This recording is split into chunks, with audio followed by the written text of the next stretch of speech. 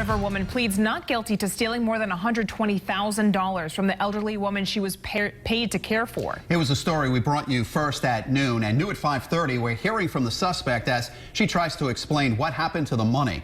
Eyewitness News reporter Kim Kalunian joins us now live in studio with the new details. Kim?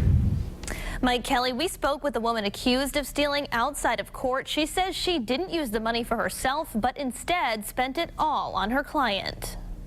60-year-old Kathleen King pleads not guilty to charges she stole upwards of $120,000 from a now 95-year-old woman she provided in-home care for. I had her best interest at heart, and I did everything she wanted me to do, is all I can say. The Bristol County District Attorney's Office says King gained the elderly woman's trust and in 2013 began withdrawing large sums of money from her checking and savings accounts. King tells us the woman she cared for approved of all of the spending. I had a joint account with her that she okayed and she signed for, and I paid people that took care of her.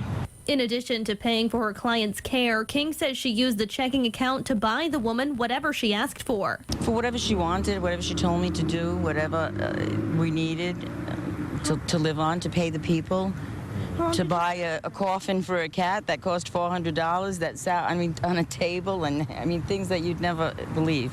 King tells us the woman has no local family and is extremely wealthy. She cared for her for 9 years.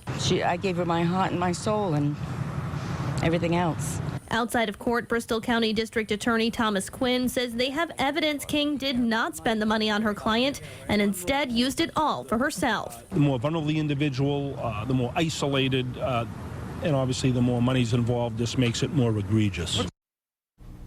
And DA Quinn says many of these crimes against the elderly often go unreported, either because the person responsible is a family member or the victim simply doesn't know what's going on. He says people should always keep their eyes open for this type of fraud. Kim Kalunian, Eyewitness News.